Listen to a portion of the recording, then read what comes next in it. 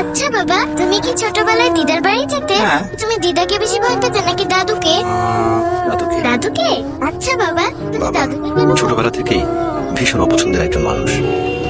ঘুমের রাজ্যে চোখ দুটো যখন বিভোর, তখন প্রতিটি অঙ্ক ভুলের হিসেবগুলো ছিল যেন এক একটা দুঃস্বপ্ন। এই হচ্ছে পড়াশোনার অবস্থা। বড় হয়ে ঘোড়ার ঘাস কাটা ছাড়া তো কিচ্ছু পারবি না। ঠিক করে কর। রাগে, অভিমানে সারা রাত ঘুম হতো না। একটা মানুষ এতটা নিষ্ঠুর হয় কি করে? ভালো লাগতো না। আর বুক ফুলিয়ে বন্ধুদের কথা দিয়ে কথা রাখতে না পারার লজ্জা, তা তো ছিল হরহামেশার হতাশা। কোথায় যাচ্ছ? আব্বা, ওই রাসেল আর জন মিলে আমরা ভেবেছিলাম একটা ফুটবল হ্যাঁ, 100টা টাকা যদি যাও পড়তে বসো।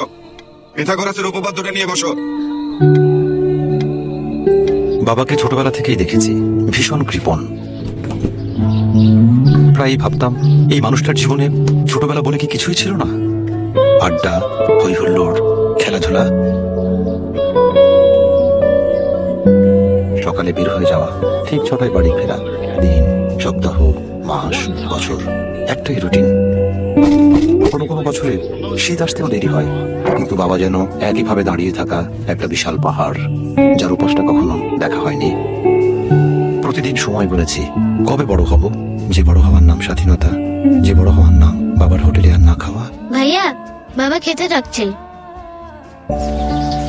আজ আমি অনেক বড়, প্রচুর স্বাধীনতা, নেই শাসনের কোনো শৃঙ্খলা।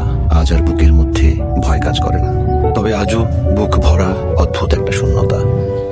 আজও ভীষণ অপছন্দের একজন মানুষ আমার বাবা। পৃথিবী নামের জগৎটায় যেদিন বড় হয়ে ঘর থেকে প্রথম পা ফেললাম, তখনও বুঝিনি সেই নিষ্ঠুরতার মানে কি। এটা কত 200 টাকা। বুঝে উঠিনি সেই কৃপণতা কেন। আর দেয়ালের ভেতর থেকে দেখা মানুষটার অদেখা বিশাল জীবনটা, পুরোটার নামে যে স্যাক্রিফাইস, বুঝিনি যে বাবারা বড্ড অভিমানী হয়, এতটাই যে সেটা কখনো বুঝতেও দেয় না। আর তা না হলে যেদিন প্রথম বুঝলাম, সেই সুযোগটাই বা না দিয়ে কিভাবে হারিয়ে গেল। সবই ঠিক মতো চলছে বাবা, তুমি চিন্তা করো না। তুমি বলতে কারো জন্যই কখনো কিছু আটকে থাকে না। থাকেনি বাবা, সব চলছে তার আপন নিয়মে।